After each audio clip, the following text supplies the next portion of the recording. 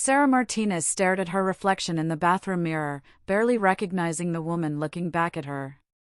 At 32, she should have been in the prime of her life, but the hollow eyes and tired expression told a different story. Her once vibrant brown hair hung limp around her shoulders, and her clothes, a plain beige sweater and dark jeans, seemed to drain what little color remained in her face. She touched the faint bruise on her wrist, a reminder of yesterday's argument with David when he'd grabbed her arm a little too tightly while explaining why she couldn't visit her sister this weekend. "Sarah! Where's my coffee?" David's voice boomed from the kitchen, sharp and demanding as always. She flinched, muscle memory kicking in as she quickly applied concealer to the bruise and hurried downstairs. David Martinez, her husband of 8 years, stood by the kitchen island in his perfectly pressed suit, scrolling through his phone with the practiced indifference of someone who expected to be served.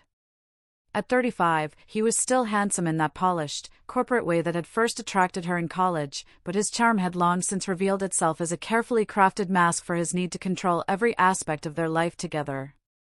"Sorry, I was just getting ready," Sarah mumbled, rushing to pour his coffee exactly the way he liked it, 2 sugars, splash of cream, served in his favorite navy blue mug. Her hands trembled slightly as she set it down, and she held her breath, waiting for his critique.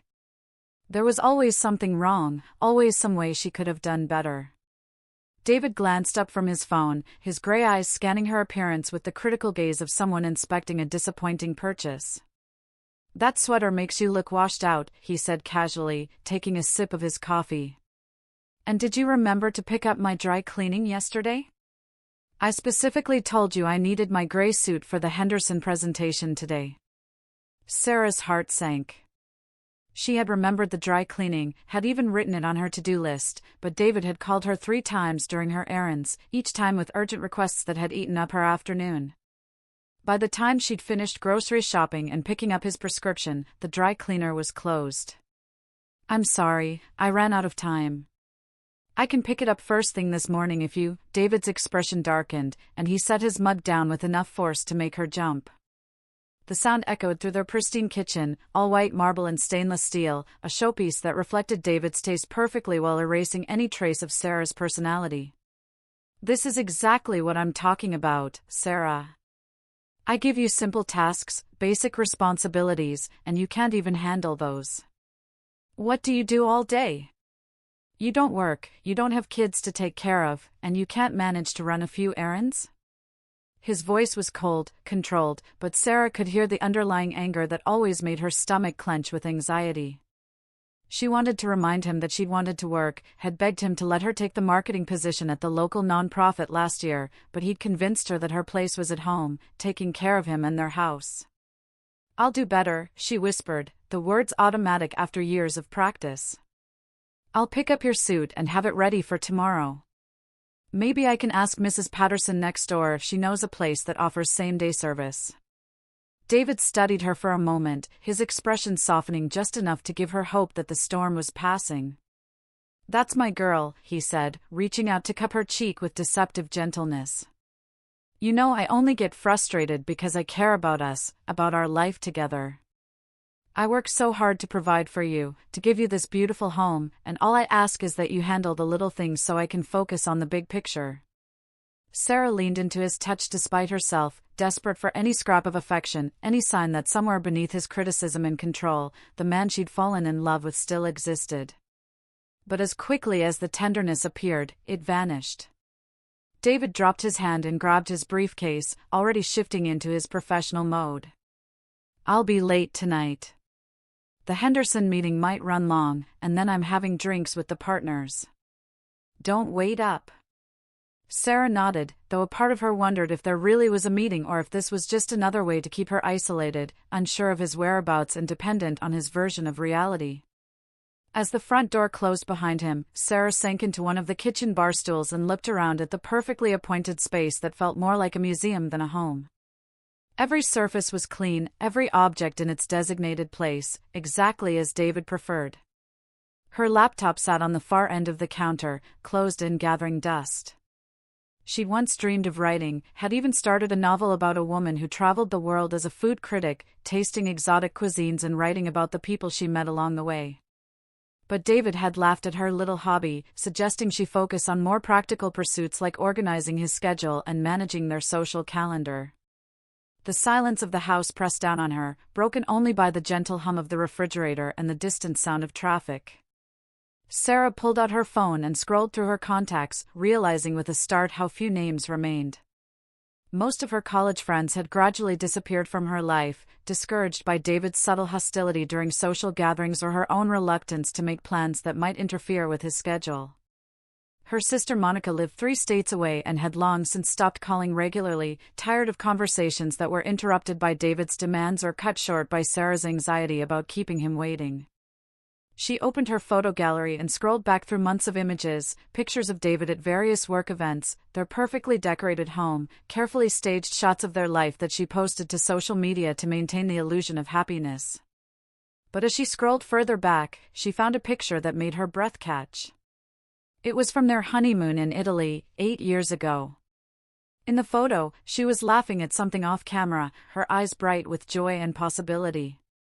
Her hair was longer than, flowing in loose waves, and she wore a sundress the color of summer sky that David had later convinced her was too attention-seeking for a married woman. The woman in that photo looked like a stranger now, someone full of dreams and confidence that Sarah could barely remember possessing. What had happened to her? When had she stopped laughing like that?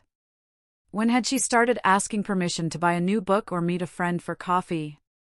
When had her world become so small that David's approval felt like the only thing that mattered? A soft knock at the front door interrupted her thoughts, and Sarah quickly wiped away tears she hadn't realized were falling. Through the window, she could see Mrs. Patterson from next door, holding what looked like a casserole dish. Elena Patterson was in her 60s, a retired teacher with kind eyes and a warm smile who had moved in 6 months ago. Despite David's subtle discouragement of neighborhood friendships, Mrs. Patterson had continued to make small gestures of kindness, bringing over extra vegetables from her garden, offering to collect their mail when they traveled, always ready with a friendly wave and genuine interest in Sarah's well-being. "I hope I'm not interrupting," Mrs. Patterson said when Sarah opened the door, her voice carrying a slight accent that hinted at her Spanish heritage.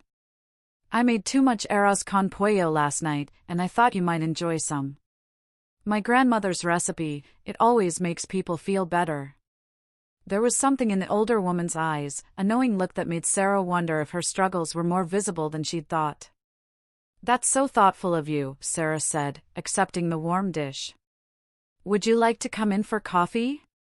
David just left for work, so..." She trailed off, realizing how telling it was that she only felt comfortable having company when her husband wasn't home. Mrs. Patterson stepped inside, her gaze taking in the pristine kitchen with what looked like understanding rather than admiration. "You have a beautiful home, dear, but it feels a little lonely, doesn't it?" The comment was so gentle, so perceptive, that Sarah felt her carefully constructed composure begin to crack. "Sometimes," she admitted quietly, then quickly added, "but David works so hard, and he likes things peaceful when he gets home."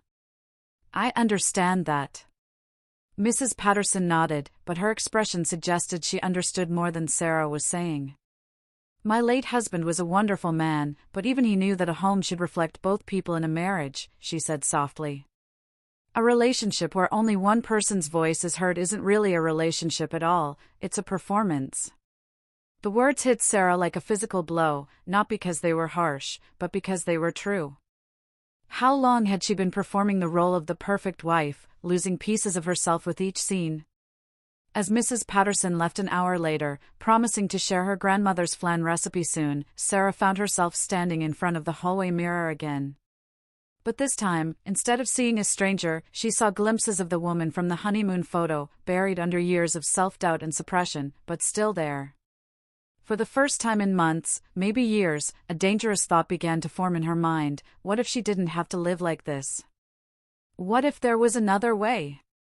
The sound of David's car in the driveway that evening made her stomach tighten with familiar anxiety, but as she hurried to greet him with his perfectly prepared dinner and cheerful smile, Sarah carried something new inside her, a tiny seed of doubt about the life she'd accepted as normal.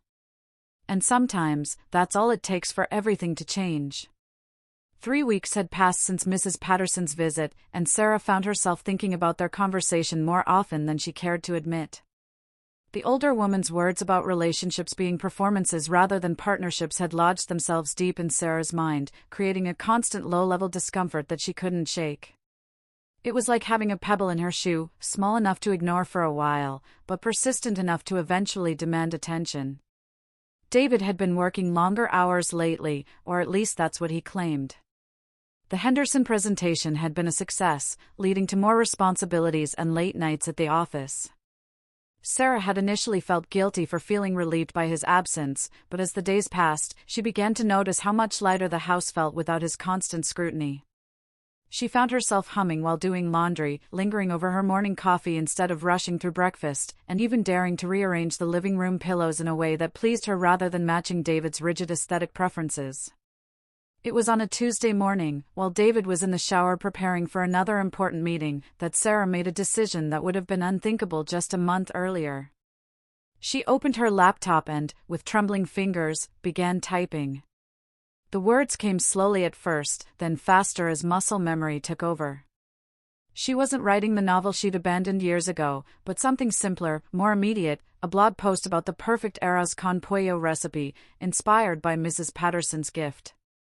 As she wrote about the warmth of comfort food and the way certain flavors could transport you back to feelings of safety and love, Sarah felt something stirring inside her that she'd almost forgotten existed, joy in creating something entirely her own. "What are you doing?" David's voice from behind her made Sarah slam the laptop shut so quickly she nearly knocked over her coffee mug. He stood in the bathroom doorway, his hair still damp, wearing the charcoal suit she'd picked up from the dry cleaner the day after their argument. His expression was curious rather than angry, but Sarah's heart was pounding as if she'd been caught committing a crime. "Just checking the weather," she lied smoothly, though the deception felt strange on her tongue. "I wanted to make sure you wouldn't need an umbrella today." David approached the counter, his bare feet silent on the hardwood floors, and Sarah fought the urge to put more distance between herself and the laptop. "Since when do you need the computer to check the weather? Your phone has an app for that." His tone was casual, conversational even, but Sarah knew David well enough to recognize the subtle interrogation techniques he'd perfected over the years. He would circle around a topic, gathering information, until he had enough pieces to construct a narrative that suited his purposes. "The laptop gives more detailed forecasts," Sarah said, hoping her voice sounded steadier than she felt. "And I was also looking at grocery store coupons. Mrs. Patterson mentioned that the market on 5th Street has really good prices on organic vegetables." It wasn't entirely a lie, she had been thinking about visiting the market Mrs. Patterson recommended, though she hadn't actually looked up coupons. David's expression shifted slightly, the way it always did when Mrs. Patterson was mentioned. "You've been spending a lot of time talking to the neighbor lately. I hope you're not boring her with our personal business." The warning in his voice was subtle but unmistakable. Sarah had learned to read these nuances like a meteorologist reads storm clouds, always watching for signs of incoming weather. "Of course not. We just talk about recipes and gardening. Nothing important." The words tasted bitter as she spoke them, reducing her first genuine connection in months to nothing important. But keeping peace with David had become such an ingrained habit that self-betrayal felt automatic. "Good. Remember, we don't really know these people. It's better to keep some boundaries with neighbors. You never know what they might do with information about our private life." David moved to the coffee maker, beginning his morning routine with the precise movements of someone who expected the world to arrange itself according to his schedule. "I'll be later than usual tonight. The Blackstone account is heating up, and I need to make sure we don't lose it to Morrison and Associates." Sarah nodded, though something about his tone felt rehearsed, like a line he'd practiced. "Should I keep dinner warm, or would you prefer I put together something you can reheat when you get home?" It was a question born of years of experience, too many evenings spent with carefully prepared meals growing cold while she waited for David to return from meetings that somehow always ran longer than expected. "Don't wait up. I'll grab something with the team." He kissed her cheek in the perfunctory way that had replaced genuine affection somewhere along the way, his lips barely making contact with her skin. "And Sarah? Maybe you should think about joining that yoga class at the community center. You seem a little tense lately, and exercise might help you relax. The suggestion felt less like concern for her well-being and more like another way to fill her time with approved activities. But as David left for work, Sarah found herself actually considering it. Not because he'd suggested it, but because the idea of being around other people, of moving her body in ways that felt good rather than simply functional, appealed to her in a way that surprised her. After cleaning up the breakfast dishes and making the bed to David's exacting standards, Sarah found herself drawn back to her laptop. She opened it cautiously, as if it might explode, and stared at the document she'd been working on earlier. The blog post was still there, unfinished but real, proof that she was capable of creating something that had nothing to do with David's needs or expectations. She spent the next hour writing, losing herself in descriptions of flavors and memories, of the way food could be both nourishment and comfort. When she finally looked up, she was surprised to find that it was nearly noon and she'd written almost 1,000 words. More importantly, she'd enjoyed every minute of it. The writing felt like stretching muscles she'd forgotten she had, like discovering a room in her house that had been locked for years. A knock at the door interrupted her thoughts, and Sarah quickly saved the document before going to answer it. Mrs. Patterson stood on the doorstep, but instead of holding a casserole dish, she carried a small potted plant with bright yellow flowers. Marigolds, she explained with a smile. They're supposed to bring protection and positive energy to a home. I thought you might like to plant them in your front garden, add a little color to all that perfect green grass. There was something mischievous in the older woman's eyes, as if she knew exactly how David would react to flowers that hadn't been planned and approved in advance. They're beautiful, Sarah said, accepting the pot. But I don't know if I'm not sure they'll match the landscaping plan we already have. Even as she spoke, she hated how automatic the excuse sounded, how quickly she defaulted to David's hypothetical objections.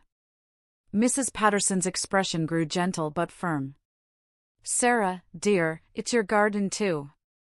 And sometimes a little bit of unexpected beauty is exactly what a place needs. She paused, studying Sarah's face with the perceptive gaze that always made Sarah feel both seen and slightly exposed. How are you doing, really? You look like you haven't been sleeping well. The question was so direct, so caring, that Sarah felt tears prick at her eyes. When was the last time someone had asked how she was doing and actually waited for an honest answer? I'm fine, she said automatically, then stopped herself. Actually, I don't know. I've been thinking about some things you said the last time you were here, about relationships and voices being heard. Would you like to talk about it? Mrs. Patterson's offer was made without pressure, simply an open door that Sarah could choose to walk through or not. For a moment, Sarah wavered between the safety of keeping her struggles private and the terrifying possibility of finally speaking them aloud. I used to write, she said suddenly, the words tumbling out before she could stop them. Before I got married, I wrote all the time. Stories, articles, even started a novel. David says it's not practical, that I should focus on more important things, but this morning I wrote something and it felt. She trailed off, searching for the right word. Like coming home to yourself? Mrs. Patterson suggested softly. Yes. Exactly like that. Sarah's voice was barely above a whisper, but the admission felt monumental. For the first time in years, she'd acknowledged that there was a part of herself that existed independently of David's approval or disapproval. Mrs. Patterson smiled, the kind of smile that held years of wisdom and hard-won understanding. Then you should keep writing, dear. The world needs your voice, even if some people would prefer you keep it quiet. She squeezed Sarah's hand gently. And if you ever want someone to read what you've written, I'd be honored. I taught high school English for 30 years, I know good writing when I see it. After Mrs. Patterson left, Sarah stood in her pristine kitchen, holding the pot of bright marigolds and feeling something shift inside her chest. It was small, barely perceptible, but unmistakably real, the first stirring of rebellion. She looked out the window at their perfectly manicured front yard, with its regulation-approved plants and geometric precision, and imagined how it might look with splashes of unexpected yellow dancing among the green. That afternoon, Sarah did something she hadn't done in over a year. She left the house without a specific errand or destination in mind. She drove to the community center and picked up information about the yoga classes David had suggested, but she also stopped by the library and signed up for her own library card. She browsed the writing section, running her fingers along the spines of books about craft and creativity, and checked out 3 books that had nothing to do with cooking, cleaning, or being a better wife. When David came home that evening, earlier than expected, she noted, he found Sarah in the living room, reading. The marigolds sat on the coffee table in their small pot, bright and defiant among the neutral-toned decor. "What are those?" His question was sharp, immediate, as if the flowers represented a personal affront to his carefully controlled environment. "Marigolds. Mrs. Patterson brought them over. Aren't they cheerful?" Sarah kept her voice light, but she could feel her heart rate increasing as David's expression darkened. "They don't belong in here. This room has a specific color palette, and random flowers disrupt the whole aesthetic.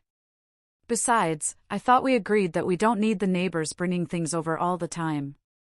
He moved toward the coffee table as if to remove the offending flowers, but Sarah stood up quickly, positioning herself between David and the marigolds. "I like them," she said, the words coming out stronger than she'd intended. "They make the room feel more alive." It was such a small act of defiance, protecting a simple pot of flowers, but it felt enormous to Sarah. For the first time in years, she was choosing her own preference over David's disapproval. David stared at her for a long moment, his gray eyes calculating. Then his expression shifted, becoming concerned rather than angry. "Honey, you seem different lately. More argumentative. Are you feeling all right? Maybe you should make an appointment with Dr. Richardson. It could be hormones or stress affecting your judgment." The suggestion that her desire for flowers was a medical problem rather than a valid preference should have made Sarah angry, but instead, it crystallized something important. This was how it always went. Anytime she expressed an opinion that differed from David's, he found a way to make it about her being unreasonable, unstable, or unwell. How many times had she apologized for feelings that were perfectly normal, convinced that his version of reality was more accurate than her own? "I'm fine," she said quietly. "I just think the flowers are pretty, and I'd like to keep them for a while. They'll probably die in a few days anyway." It was a compromise designed to defuse the tension, but even as she spoke, Sarah felt a small flame of something dangerous, the realization that she shouldn't have to justify wanting something beautiful in her own home. David studied her face for another moment, then nodded curtly. "Fine. But when they die, they go in the compost, not the trash. And next time, check with me before accepting gifts from neighbors. We need to maintain appropriate boundaries." He headed toward the stairs, then paused. "Oh, and I may need to travel to Portland next week for the Morrison meeting. It's last minute, but it could mean a promotion if things go well." As his footsteps faded up the stairs, Sarah sank back into her chair and looked at the marigolds. They seemed to glow in the lamplight, tiny suns that had somehow found their way into her carefully controlled world. She opened one of the library books and began to read, but her mind kept drifting to the blog post she'd started that morning, to the feeling of her own words flowing onto the page without David's input or approval.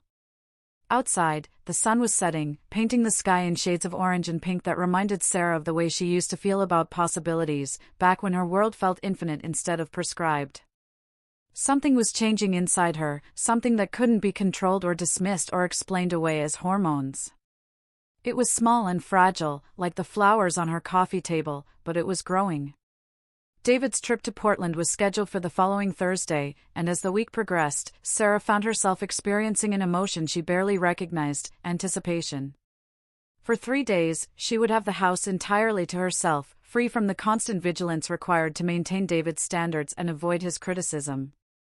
The prospect felt both thrilling and terrifying, like standing at the edge of a cliff and realizing she wanted to jump. The night before his departure, David was unusually attentive, bringing home flowers, white roses, perfectly arranged and predictably elegant, and suggesting they order dinner from her favorite Italian restaurant. Sarah accepted his gestures with the gratitude he expected, but something felt performative about his sudden consideration, as if he were checking items off a list labeled "How to keep your wife happy while you're away." "I'll miss you," he said as they sat across from each other at their dining room table, the takeout containers looking oddly casual among the formal place settings David insisted on using even for delivered food. "Portland is only supposed to be 3 days, but you know how these corporate meetings can extend when there's serious money involved." Sarah nodded, twirling linguine around her fork and wondering why she felt like David was preparing her for something longer than 3 days. "Will you be staying at the usual hotel downtown?" she asked, more out of habit than genuine curiosity. "Actually, Morrison is putting the whole team up at some boutique place near the waterfront. Very exclusive, apparently. I'll text you the name once I get there and get settled." His answer was smooth, but Sarah caught something in his tone, a slight hesitation that made her look up from her plate. David was already focused on his phone, scrolling through emails with the dedicated attention that had replaced most of their dinner conversations over the years. That night, as they lay in bed with David's arm draped across her waist in what used to feel like protection but now felt more like ownership, Sarah stared at the ceiling and tried to remember the last time she'd slept alone in her own bed. It had been years. David claimed he slept better with her beside him, and she'd accepted this as romantic rather than recognizing it as another form of control. Even her sleep had become subject to his needs and preferences. Thursday morning arrived gray and drizzly, matching Sarah's complicated emotions as she helped David load his suitcase into his BMW. He kissed her goodbye with the same perfunctory affection he'd shown for months, reminding her to set the security system, water his office plants, and call if anything went wrong with the house. "I'll check in tonight once I'm settled," he said, already mentally transitioning into his business persona. "Try to stay busy while I'm gone. Maybe this would be a good time to organize the basement storage or clean out those closets you've been meaning to tackle." As his car disappeared around the corner, Sarah stood in the driveway for a long moment, feeling the morning mist settle on her skin. The house behind her felt different already, less like a museum and more like a space with potential. She walked back inside and was struck by the silence, not the oppressive quiet that usually filled the house when David was working late, but a gentle, welcoming stillness that seemed to invite her to make noise, to claim space, to exist without permission. Her first act of rebellion was small but significant. She made coffee in her favorite mug instead of David's, and she drank it slowly at the kitchen counter while reading one of the library books she'd been hiding in her nightstand drawer. The book was about a woman who started over at 50, leaving her comfortable but unfulfilling life to teach English in a small Italian village. As Sarah read, she found herself imagining what it would feel like to wake up in a place where no one knew her as David's wife, where she could introduce herself simply as Sarah and let that be enough. By noon, she had done something that would have been unthinkable a week earlier. She called the community center and signed up for the yoga class that started that very evening.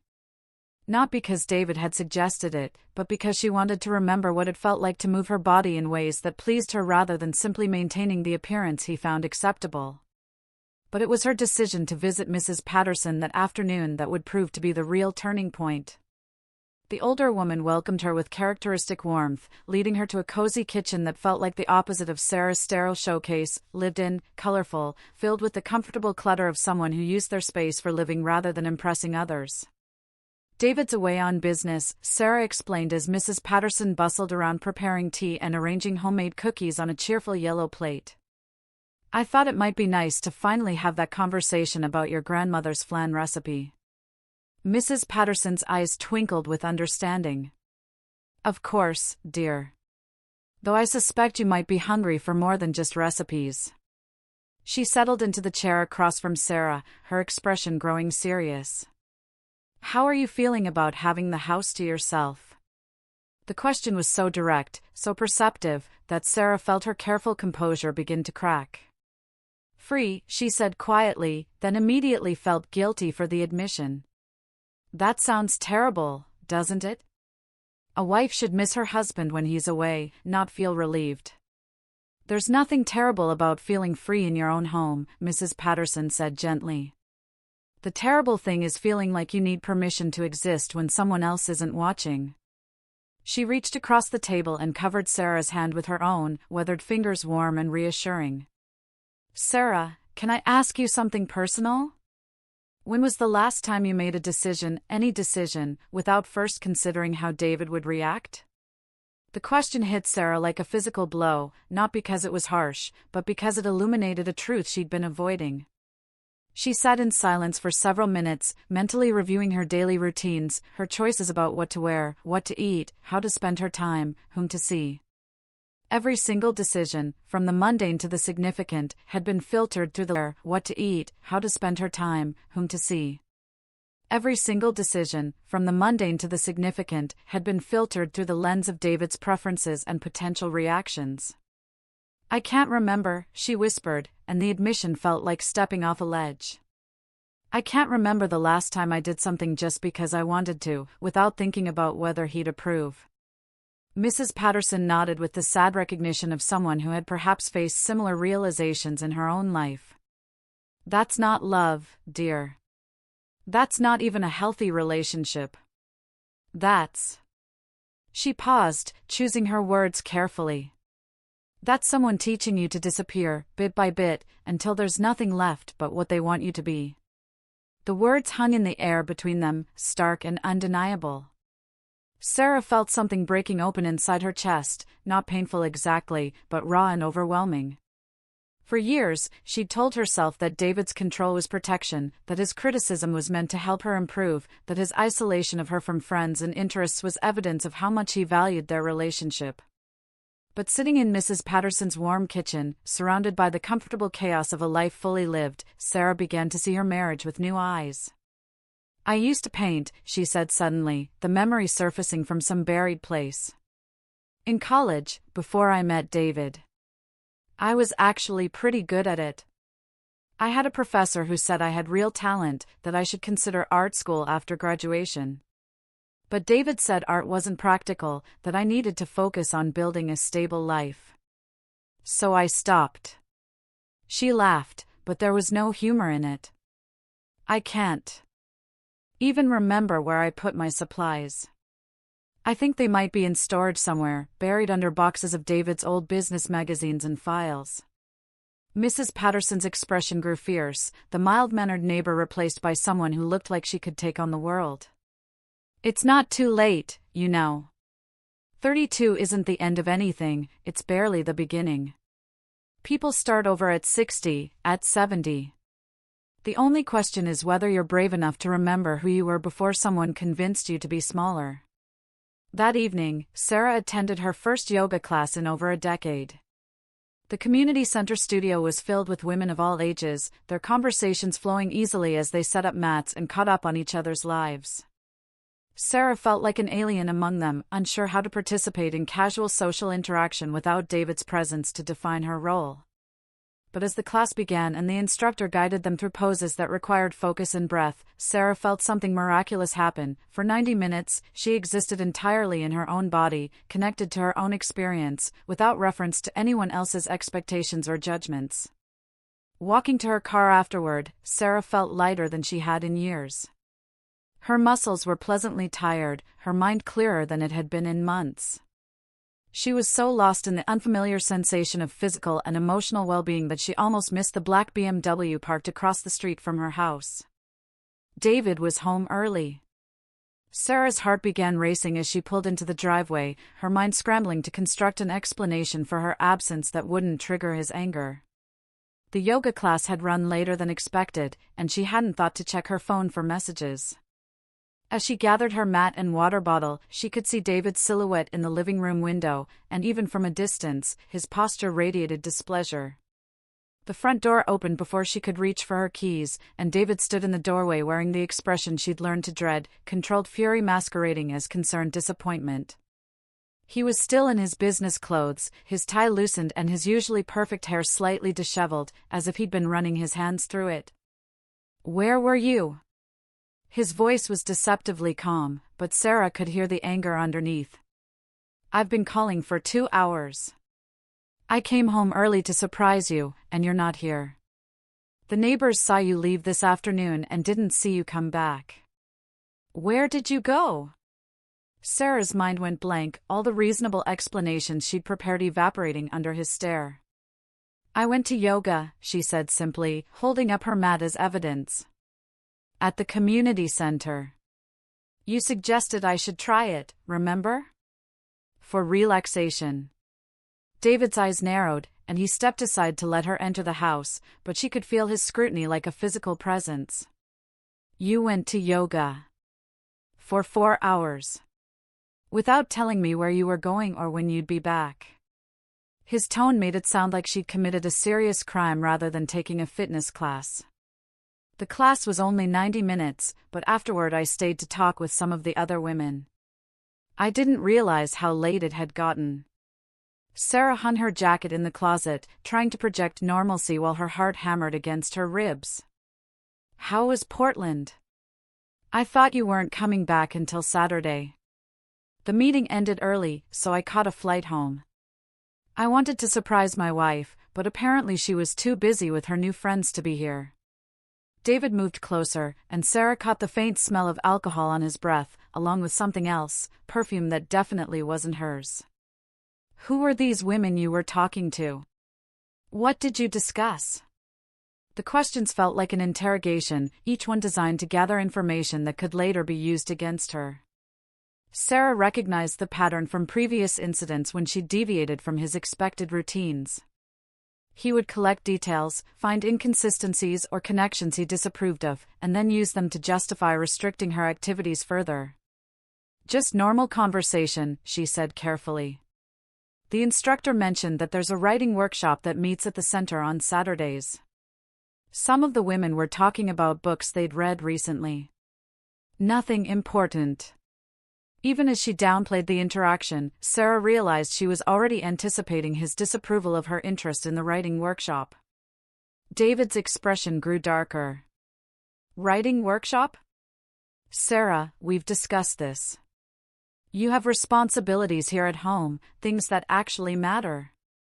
Playing pretend with a bunch of bored housewives isn't going to improve our life or help me advance my career. He moved past her into the living room, and Sarah noticed that the marigolds were no longer on the coffee table. Where are my flowers? The question came out sharper than she'd intended, betraying how much the small splash of color had meant to her. They were dead. I threw them out. The whole room smelled like rotting plants. David's tone suggested that disposing of her flowers had been a reasonable household maintenance task rather than the deliberate erasure it felt like. Besides, I brought you roses the other night. Real flowers, not weeds from the neighbor's garden. Sarah stared at the empty coffee table, feeling something cold settle in her stomach. The marigolds hadn't been dead, she'd been caring for them carefully, and they were still bright and healthy when she'd left for yoga. David had thrown them away not because they were dying, but because they represented something he couldn't control, her connection to Mrs. Patterson, her growing sense that she deserved beauty in her life, her tiny acts of independence. They weren't dead, she said quietly, and for the first time in years, she didn't apologize or back down when David's expression turned dangerous. Are you calling me a liar?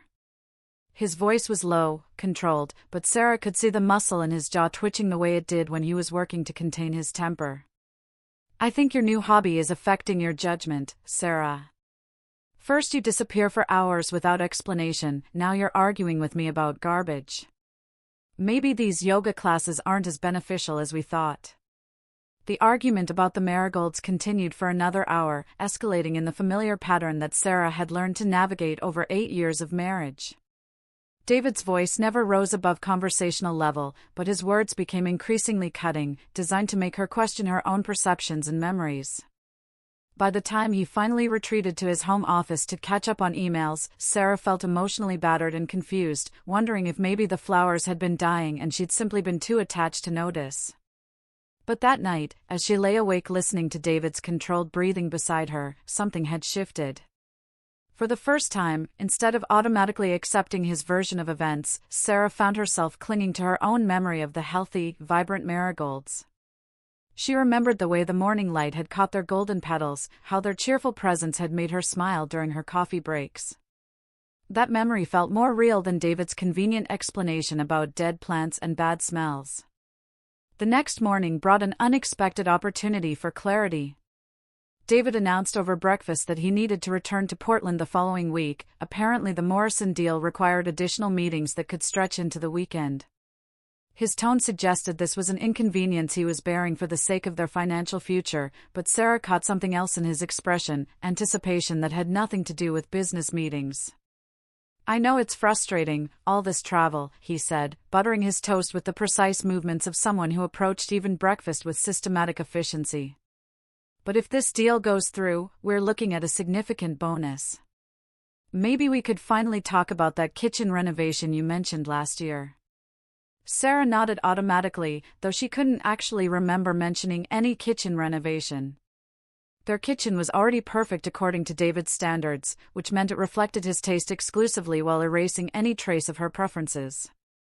The promise felt like what her college psychology professor would have called intermittent reinforcement, occasional rewards designed to maintain compliance with an otherwise controlling system. After David left for work, Sarah did something that 3 weeks earlier would have been unthinkable. She called in sick to her own life. Instead of tackling the household tasks David had outlined for her week, she spent the morning writing. The blog post about comfort food had grown into something larger, more personal, an essay about the way certain flavors could transport you back to moments of genuine happiness, before you learned to measure your worth by someone else's approval. Writing felt like excavating buried parts of herself, dusty and neglected but still remarkably intact. As words flowed onto the page, Sarah remembered the thrill of creating something from nothing, of capturing abstract thoughts and emotions in language that could make others feel less alone.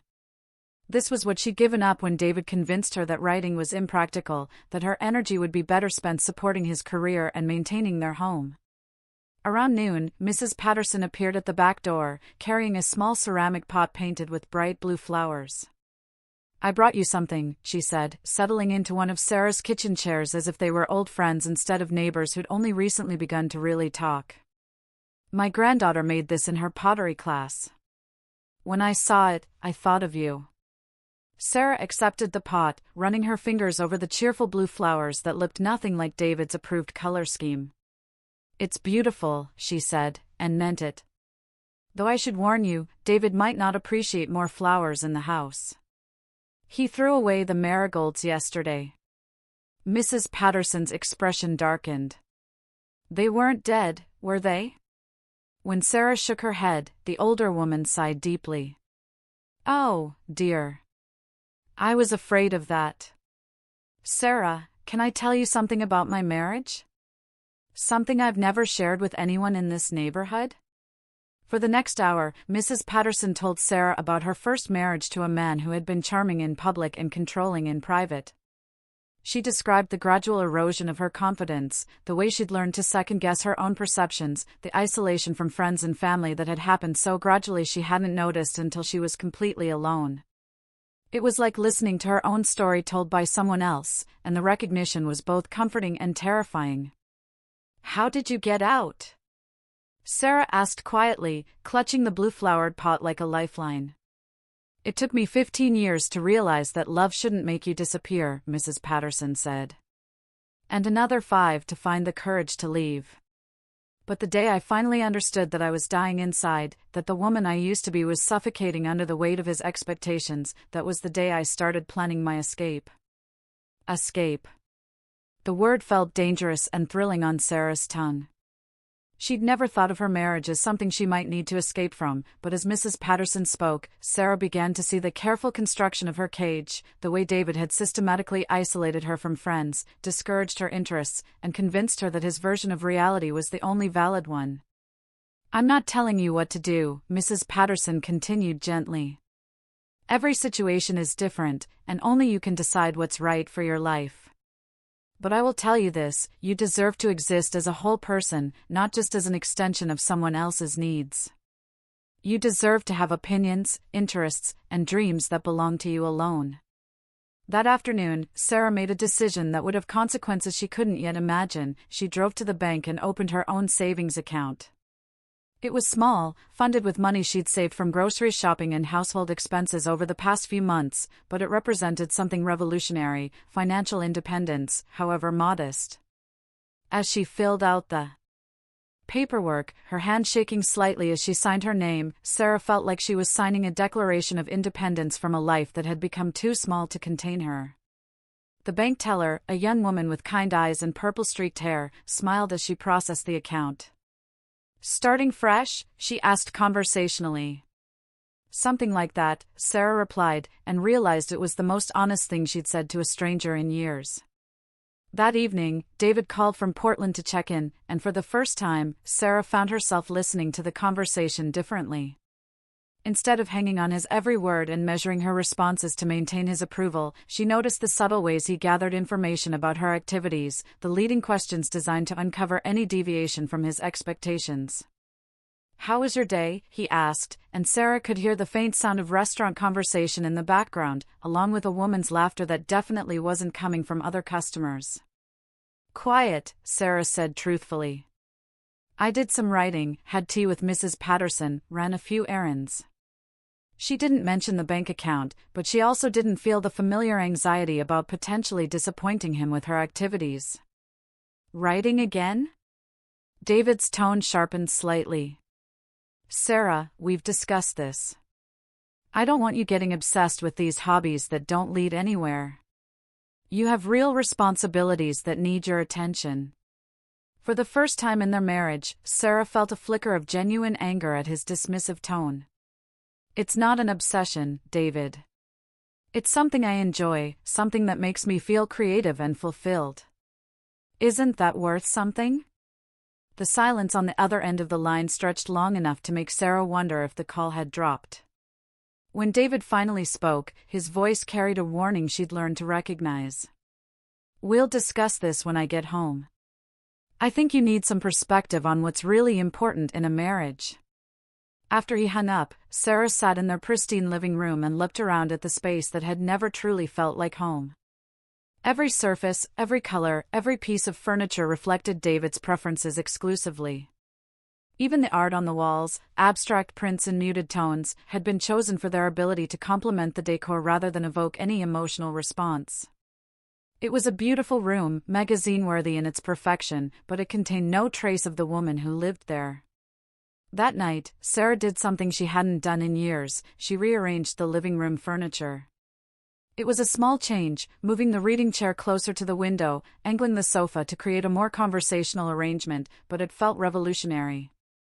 As she worked, she imagined filling the space with things that reflected her personality: colorful throw pillows, books scattered on surfaces, plants that existed for beauty rather than status, art that spoke to her soul rather than matching the carpet. When she finally went to bed, Sarah placed Mrs. Patterson's blue-flowered pot on her nightstand, where it would be the first thing she saw upon waking. It was a tiny act of rebellion, but it felt like planting a flag in territory she was just beginning to recognize as her own. The next morning brought an email that would change everything. Sarah had submitted her comfort food essay to a small online magazine on impulse, not expecting anything to come of it. But there in her inbox was a message from the editor, praising her writing and asking if she'd be interested in contributing a monthly column about food, memory, and the stories that shape our relationship with nourishment. Sarah read the email 3 times, her heart pounding with excitement and terror. This was the opportunity she'd dreamed of in college, the validation of her voice and perspective that David had convinced her didn't matter. The payment offered was modest, but it represented something far more valuable than money: proof that her thoughts and experiences had value to people beyond her immediate household. For a moment, she imagined telling David about the opportunity, pictured his reaction to her excitement. She could already hear his dismissive response, the way he would minimize the achievement and redirect her attention to more practical concerns. The imagined conversation made her stomach clench with familiar anxiety, but it also crystallized something important: she didn't want to live in a world where her joy had to be justified or defended. Sarah typed her response to the editor before she could lose her nerve, accepting the assignment and proposing ideas for future columns. As she hit send, she felt something shift inside her chest, not just hope, but determination. For the first time in years, she was choosing her own path, regardless of whether David approved of the direction. David returned from Portland on Friday afternoon with an expensive bouquet of white orchids and news that the Morrison deal had been even more successful than anticipated. His mood was expansive, almost celebratory, as he described the partnership opportunities and the significant bonus that would be coming their way. But Sarah noticed something different in his demeanor, a smugness that went beyond professional satisfaction, as if he'd accomplished something personal alongside the business victory. "We should celebrate," he announced, setting the orchids on the kitchen counter with the careful precision of someone arranging a stage prop. "I made reservations at Meridian for tomorrow night. 8 o'clock. With a navy dress I bought you for the company Christmas party, the one that shows off your figure without being inappropriate." Sarah nodded automatically, though something about his manner made her skin crawl. The dress he'd mentioned was beautiful but restrictive, chosen more for how it complemented his image as a successful executive with an attractive wife than for how it made her feel. Everything about David's celebration plans felt performative, designed to showcase their perfect marriage rather than genuinely honor their relationship. That evening, as David unpacked his suitcase with characteristic efficiency, Sarah watched him from their bedroom doorway and tried to reconcile the man before her with the husband she'd believed she'd married. He moved through their space like he owned not just the house but everything in it, including her. When had she stopped feeling like an equal partner and started feeling like an acquired asset? "I have some news," she said quietly, her hand unconsciously moving to touch the blue-flowered pot on her nightstand. "I got an offer to write a monthly column for an online magazine. They want me to explore the connection between food and memory, family traditions, that sort of thing." David's hand stilled on his toiletry bag, and when he turned to face her, his expression was carefully neutral. "A column. For an online magazine." He repeated her words as if she'd announced plans to join the circus. "Sarah, we've discussed this writing hobby of yours. I thought you understood that it's not practical for our situation." "It's not just a hobby," Sarah said, surprised by the steadiness in her own voice. "They're offering to pay me. It's not a lot, but it's recognition that my writing has value. And I could do it from home, so it wouldn't interfere with anything else." David's expression shifted, becoming what Sarah had learned to recognize as his reasonable authority figure face, the one he used when he wanted to appear patient while delivering criticism. "Honey, I know this seems exciting, but you need to think about the bigger picture. My career is at a crucial stage right now. The partners are watching everything I do, including how I manage my personal life. Having my wife working some little freelance job might send the wrong message about my ability to provide for my family." The words hit Sarah like ice water. "Wrong message? About your ability to provide?" She stared at him, seeing clearly for perhaps the first time how he viewed her role in their marriage.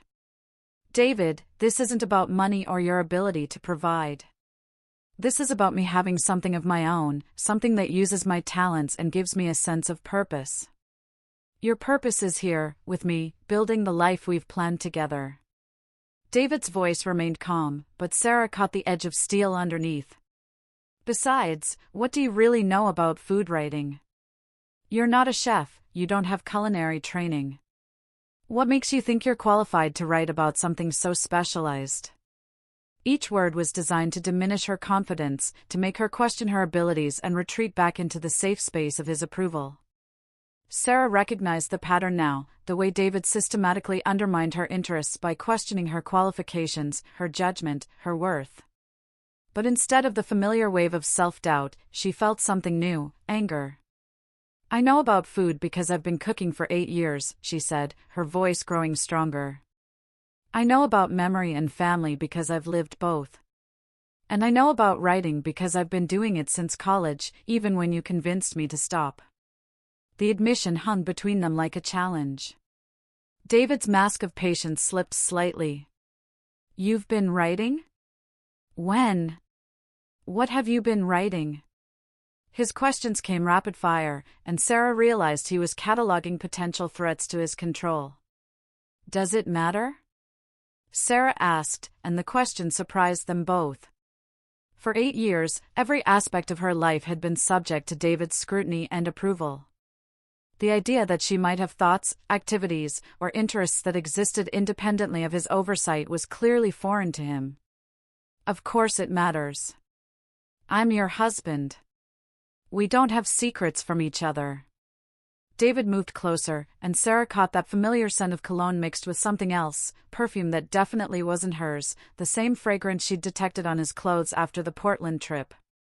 Like the secret of where you really were in Portland? The words came out before Sarah could stop them, and she watched David's face change from confident authority to something colder and more dangerous. What's that supposed to mean? His voice was quiet now, controlled in the way that usually made Sarah back down and apologize for whatever she'd said to displease him. But something had shifted in Sarah during his absence, something that made retreat feel like betrayal of herself. It means I'm not as naive as you think I am. It means I notice things, like how your business trips keep getting longer, how you come home smelling like someone else's perfume, how you're suddenly so concerned about appearances and what the partners might think. David stared at her for a long moment, and Sarah could almost see him calculating his response, weighing different strategies for regaining control of the conversation. When he finally spoke, his tone was hurt rather than angry, wounded rather than defensive. Sarah, I can't believe you'd accuse me of something like that. After everything I've done for you, all the sacrifices I've made to build our life together, this is how you repay me? With paranoid suspicions and petty jealousy?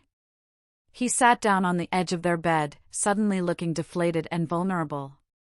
Maybe Mrs. Patterson has been filling your head with ideas about marriage that don't apply to us. Maybe these yoga classes and writing projects are making you dissatisfied with the good life we've built together.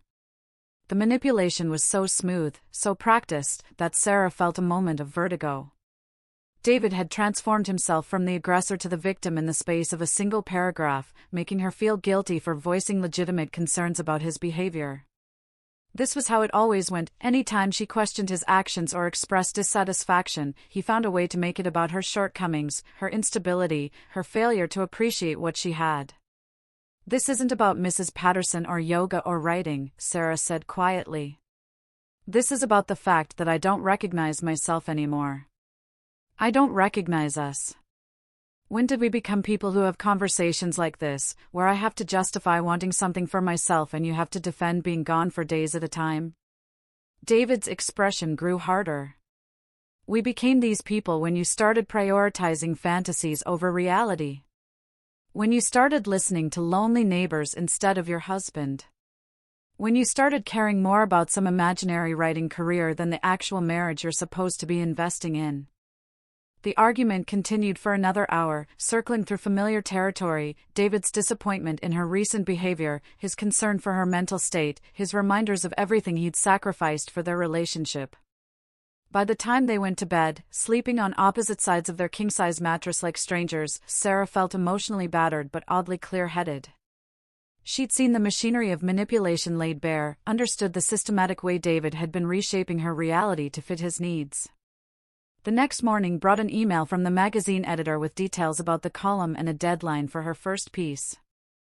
As Sarah read through the assignment, she felt that familiar spark of excitement, quickly followed by David's voice in her head questioning her qualifications and reminding her of her real responsibilities. But for the first time, she was able to distinguish between his voice and her own, between his fears about her independence and her genuine desire to reclaim her creative life. That afternoon, while David was at the office catching up on work he claimed had piled up during his Portland trip, Sarah did something that felt both terrifying and necessary. She called her sister Monica for the first time in 6 months. The conversation started awkwardly. Sarah had become so used to David monitoring her calls that she'd almost forgotten how to talk naturally to her own family, but gradually found its rhythm as Monica's familiar warmth and humor reminded Sarah of who she used to be. "You sound different," Monica said about halfway through their conversation. "More like yourself, if that makes sense. More like the Sarah I remember from before." She trailed off diplomatically, but Sarah knew she meant before David. "I've been thinking about some things," Sarah said carefully. "About what I want from life, what makes me happy. I might start writing again. For publication this time." Monica's excitement was immediate and genuine, so different from David's calculated discouragement that Sarah felt tears prick her eyes. "Sarah, that's incredible. You were always such a talented writer. I still have that story you wrote about our trip to grandmother's farm, the one about the chickens who thought they were guard dogs. You could always make ordinary things feel magical. When David returned home that evening to find Sarah on the phone with her sister, his displeasure was immediate and obvious.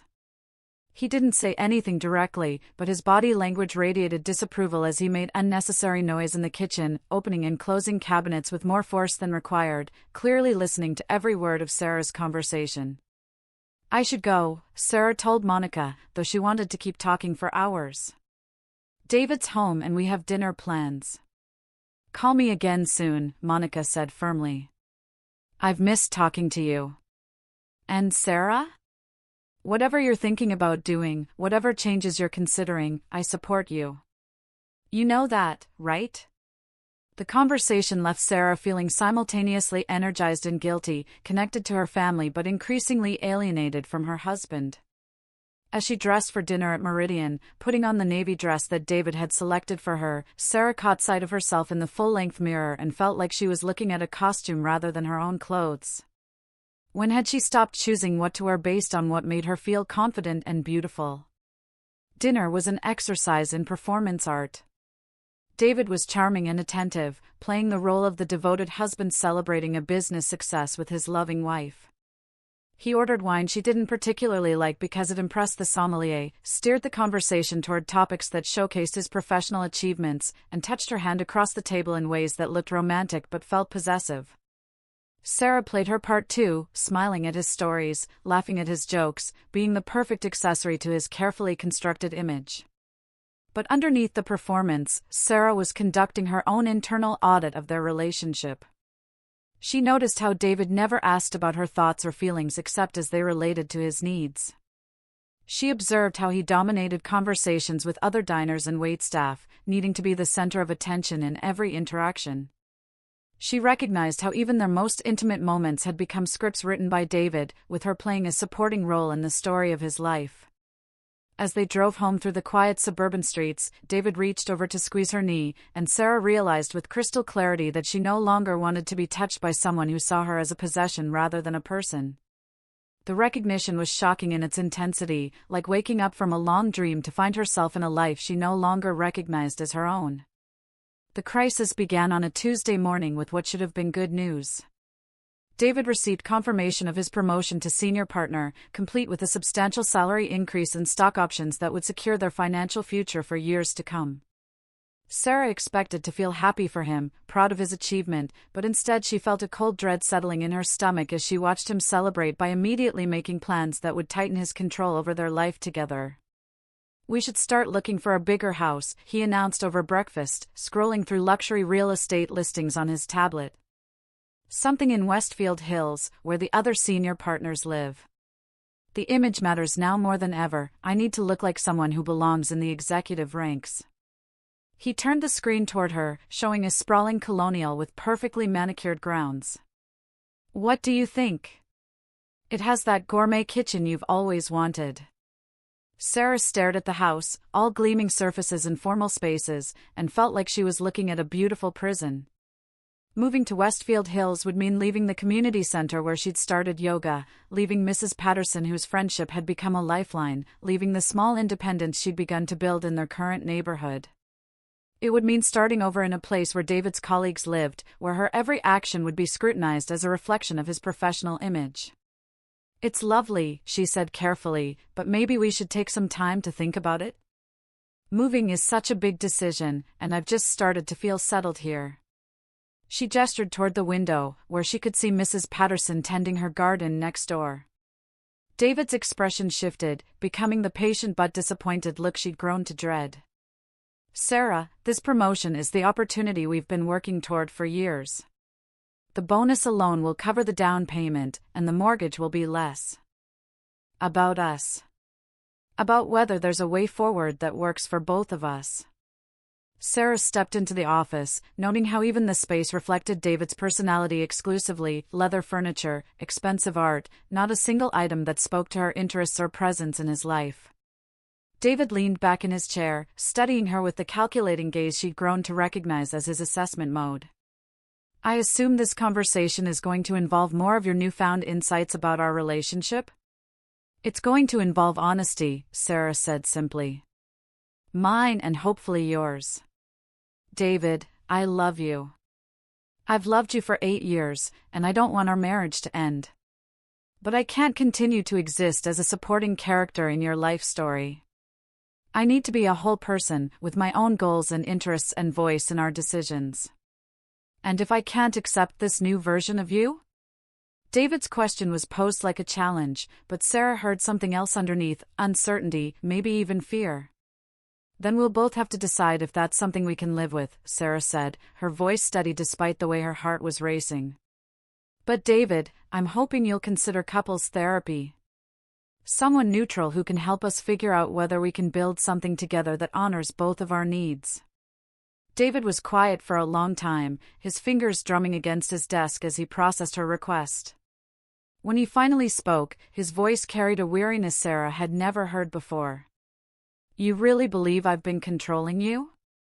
That everything I've done has been about manipulation rather than love? For the first time since their confrontation, David sounded genuinely vulnerable rather than strategically wounded. Sarah chose her words carefully, understanding that this moment could determine whether they moved toward healing or further apart. I believe you love me in the way you know how to love. But I also believe that your way of loving has required me to become smaller than I'm meant to be. And I don't think that's healthy for either of us. Couples therapy, David repeated, as if testing the words. You want to air our private business to another stranger, let them judge whether our marriage is worth saving? I want to learn how to communicate with you without it feeling like a battle where one of us has to lose, Sarah said. I want to understand whether we can love each other without one of us disappearing in the process. David stared at her for another long moment, and Sarah could see him weighing his options, the familiar calculations that had always preceded his major decisions. But something in his expression was different this time, less certain of the outcome he wanted to achieve. Fine, he said finally. We'll try therapy. But Sarah, if this is just another way for you to prove that I'm the villain in your victim story, if you've already decided that our marriage is beyond repair, then you're wasting both of our time. I haven't decided anything except that I'm worth fighting for, Sarah said quietly. The question is whether you think our marriage is worth fighting for too, not the marriage we've had, but the one we might be able to build together. As Sarah left David's office and climbed the stairs to their bedroom, she felt a complex mixture of emotions: grief for the innocence they'd lost, fear about the uncertain future ahead, but also something she'd almost forgotten, genuine hope that they might find their way to each other across the chasm that years of imbalanced power had created between them. The next morning, Sarah called Dr. Chen to discuss couples therapy options, explaining the situation with careful honesty.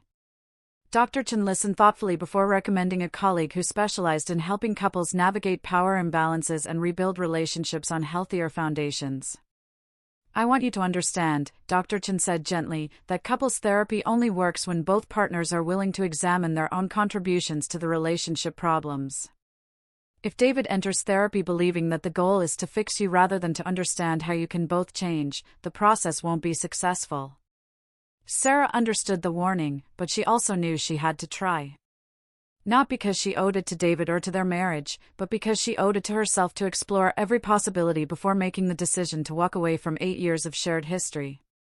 That afternoon, she submitted her magazine feature and received immediate praise from the editor, along with an offer to write a monthly column exploring themes of personal transformation and rediscovered identity. For the first time in years, Sarah felt proud of something she'd accomplished entirely on her own, something that reflected her voice and perspective without requiring anyone else's approval. As she sat in her kitchen, reading the editor's enthusiastic response, Sarah realized that regardless of what happened with her marriage, she had already accomplished something remarkable: she had found her way back to herself. Whatever the future held, she would meet it as a complete person, someone who knew her own worth and wouldn't settle for anything less than she deserved. 6 months later, Sarah stood in the kitchen of her new apartment, making coffee in her favorite mug while golden morning light streamed through windows she'd chosen herself. The space was smaller than the house she'd shared with David, but every inch of it reflected her personality: books scattered on surfaces, plants thriving in sunny corners, colorful artwork that spoke to her soul rather than matching a predetermined aesthetic. On the windowsill sat Mrs. Patterson's blue-flowered pot, now home to a thriving herb garden that Sarah used in her cooking experiments for her monthly magazine column. The couple's therapy had lasted 3 months, and while it hadn't saved their marriage, it had given them both something valuable: clarity. Dr. Martinez, their therapist, had been patient but direct in helping them understand that love alone wasn't enough to. Deeper compassion for the man who'd loved her in the only way he knew how, even though it hadn't been enough for either of them. As she drove away, Sarah realized she felt no anger toward David anymore. The rage that had sustained her through the darkest days of recognizing her situation had transformed into something more peaceful, understanding that they'd both been trying to force something that was never meant to work. David needed someone who could be happy in the role he'd created, and Sarah needed someone who could love her as she actually was rather than as a project to be perfected. That evening, Sarah attended her last meeting with the support group. Not because she no longer needed their support, but because she was ready to transition from receiving help to offering it. Dr. Chen had asked her to consider facilitating a new group for women just beginning to recognize patterns of control in their relationships, and Sarah had accepted with the nervous excitement of someone stepping into her purpose. 6 months ago, I couldn't imagine surviving without my husband's approval, Sarah told the group as they sat in their familiar circle at the community center.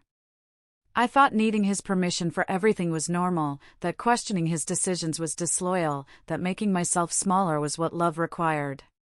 Tonight, I'm sitting here as someone who chose herself, who fought for her own worth, who discovered that the scariest thing, being alone, was actually the gateway to finding out who I really am. She looked around the circle at women in various stages of their own journeys, some just beginning to question their situations, others preparing to leave, still others rebuilding their lives with the fierce determination of survivors.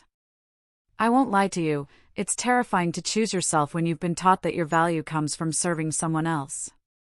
But it's also the most liberating thing you'll ever do. Because once you remember that you're worth fighting for, once you reclaim your voice and your dreams and your right to take up space in the world, nobody can ever make you small again. As the meeting ended and the women hugged goodbye, Sarah felt the profound satisfaction of knowing she'd traveled full circle, from victim to survivor to someone strong enough to guide others along the same path. She thought about the book she was going to write, the stories she would tell, the women who might read her words and recognize their own experiences reflected back to them. Driving home through the quiet streets, Sarah rolled down her windows and let the cool evening air wash over her face. In her purse was the business card of the publisher who wanted to meet with her, tangible proof that her voice had value in the world. In her apartment waited the life she'd built entirely by her own choices, small but authentic, challenging but fulfilling, hers in a way that nothing had been for years. As she pulled into her parking space, Sarah caught sight of herself in the rearview mirror and smiled at the woman looking back. She had laugh lines around her eyes again, color in her cheeks from time spent outdoors rather than hiding indoors, confidence in her posture that spoke of someone who knew her own worth. This was the woman she'd been meant to become all along, not David's wife, not anyone's supporting character, but Sarah Martinez, writer, survivor, advocate, friend. She was finally, completely, authentically herself. And that, Sarah realized as she climbed the stairs to her apartment, was the most powerful thing she could ever be.